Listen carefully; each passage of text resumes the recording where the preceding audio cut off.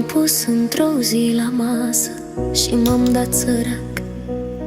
Am pus doar pâine și apă, să nu le mai fac pe plac. I-am sunat pe fiecare, i-am chemat la masa mea, să văd cine vine, Doamne, și când e viața mai grea.